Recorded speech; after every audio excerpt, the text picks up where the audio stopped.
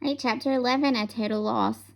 Total loss means goods so damaged that there's no point in repairing them, or they can't be repaired at all. The first cup was an easy sell. The second cup, too. It was the third cup that a little girl, about 6 years old, said, "Ew, there's a bug in my drink." Then her brother said, "There's one in mine, too." "Gross," said an older boy on a skateboard. "There are like 3 in mine. I want my money back, man," he said, dumping his lemonade on the ground. The mother of the little girl and little boy looked into their cups carefully. "I think you need to check your lemonade, honey," she said to Evan. Evan unscrewed the cap and everyone looked in. The surface was swimming with dead bugs, fruit flies, worms, and a soggy brown caterpillar. "Oh my goodness," said the mother. The boy started spitting on the ground like he was going to die. The girl started wailing, "Mommy, I drank bugs. I have bugs in my tummy." Evan couldn't believe his eyes. How did this happen? Did they crawl in somehow? They couldn't have. He had screwed the lid on tightly. He was sure of it. And anyway, 1 or 2 bugs crawling in maybe, but 50 dead fruit flies and 2 inchworms and a caterpillar, it just wasn't possible. Evan was burning with embarrassment as everyone looked at him and his buggy lemonade. Frantically, he reached into the cooler and started to scoop out the dead bugs with his hands. "Ah, sweetheart," said the mother, "you can't sell that lemonade." "I'll get 'em all," said Evan. "I'll get every last one out." "No, dear, you really can't. You need to dump that out," she said. Evan looked at her like she was crazy. Dump it out? Dump it out? He'd spent $40 of his hard-earned money on that lemonade and another dollar for the cups. He wasn't going to dump it out. "I'll do it at home," he said. "No, you should do it here. I think I need to be sure it's all disposed of properly." Evan looked at her. He didn't know her, but he knew her type. Boy, did he know her type. She was the kind of mother who thought she was the mother of the whole world. If you were on a playground and she thought you were playing too rough, she'd tell you. If you were chewing gum in line at the 7-Eleven, she'd say, "I sure hope that's sugarless." Mothers like that never minded just their own business or just their kids' business. They thought they had to take care of every kid in the kingdom. "It's too heavy for me to dump," he said. "I'll take it home and my mom can help." "I'll help," said the busybody mother of the world. "All we need to do is tip it a little." She grabbed one handle of the big cooler. Evan had no choice but to grab the other. Together they tipped and the lemonade poured out of the top of the cooler. They poured and poured and poured. The lemonade sparkled in the sunlight like a bejeweled waterfall, and then disappeared without a trace, soaking into the parched September grass. As the last sluice of lemonade slipped out of the cooler, a slick of mud poured out. "Oh my goodness," said the mother. Evan couldn't believe it. He couldn't believe how quickly his victory had turned to defeat. It was just like the lemonade. It had disappeared into the grass, leaving behind nothing. A total loss. The mother smiled sympathetically as Evan returned her $2. The skateboard dude had already skated off with his refund. There was nothing to do but go home. Evan walked slowly, dragging the wagon with the empty cooler rattling inside. With every step he took, the wagon handle poked him in the rear end. Step poke, step poke. He felt like someone was nudging him forward. "Evan, Mom wants to see you in her office right away." That had been weird. His mom had had no idea what he meant. "I didn't call you. I didn't call anyone," she said. "I've been on the computer." "Evan, Mom wants to see you." He had been coming up the stairs. Jessie had been in the garage, and she looked anxious. "Right away," she had said. Evan stopped walking. He stared at the empty cooler. Then he started to run. The wagon bounced crazily along the uneven sidewalk. Twice it tipped over. What did it matter? Thought Evan angrily. There's no lemonade to spill. By the time he got home, he had it all figured out. He looked in the kitchen trash and found 3 Ziploc bags inside out and sticky with lemonade. He shook the fruit bowl and noticed how few fruit flies took the air. If he'd had the right materials, he would have dusted the cooler for fingerprints, but there was really no need for that. He knew what he would have found. Jessie was all over this one. "That rat, that lousy, rotten, stinking rat of a sister," he shouted.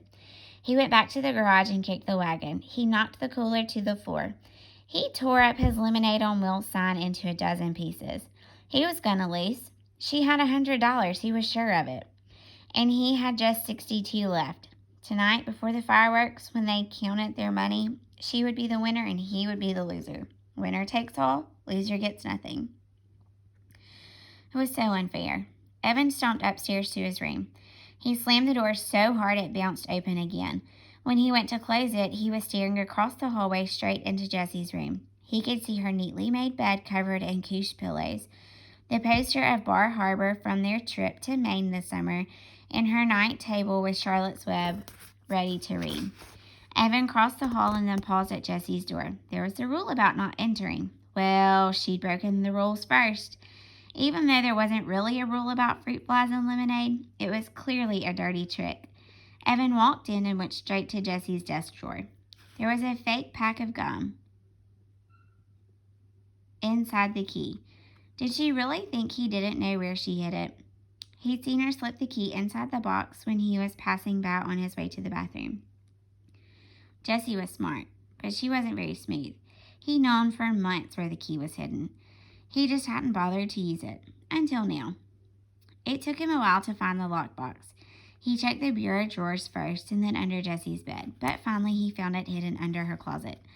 In her closet. Again, not very smooth. Evan carried the key and the lockbox back to his room and sat on the bed. He put the key in the lock and opened the top. Then, the moment of truth. He lifted out the plastic change tray.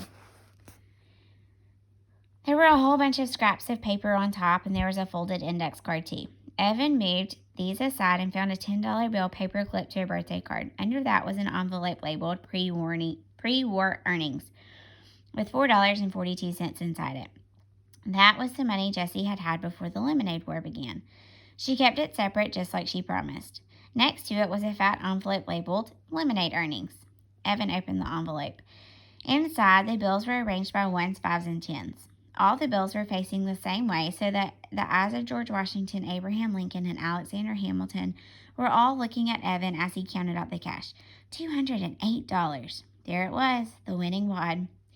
Evan thought of how hard he'd worked that week, in the blazing sun, in the scorching heat. He thought about the cooler full of lemonade pouring into the grass.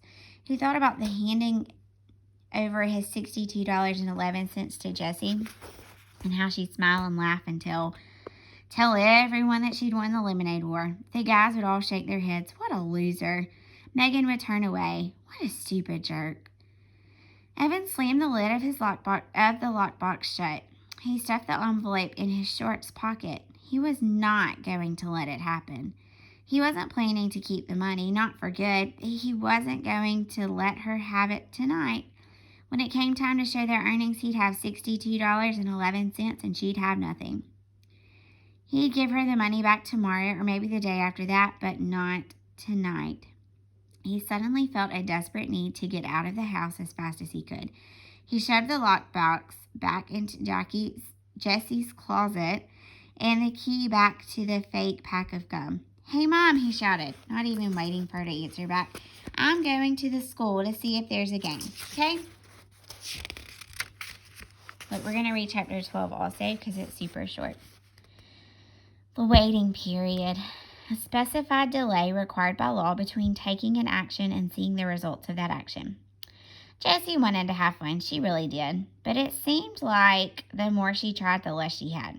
First, the drive to the beach took 2.5 hours because of traffic.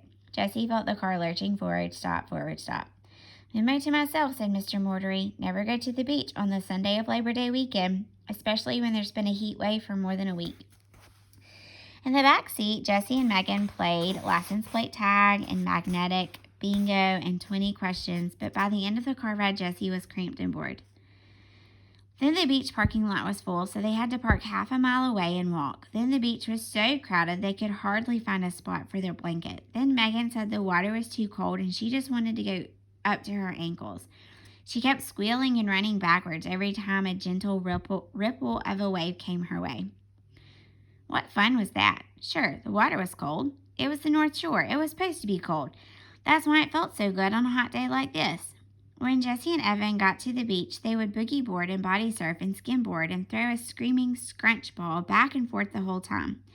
They loved to stay in the water until their lips turned blue and they couldn't stop shaking.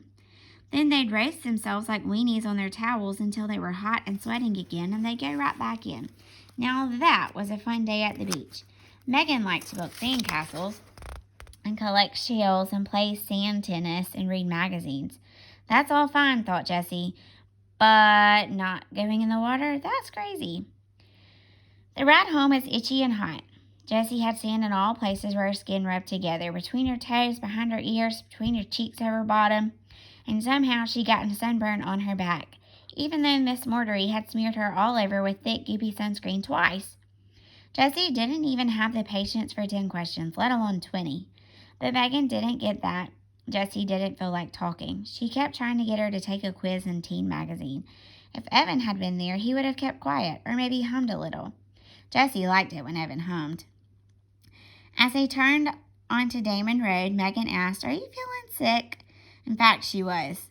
For the past half hour, Jessie had been imagining walking in the door and facing Evan, and she'd been feeling sicker and sicker with every mile that brought her closer to home.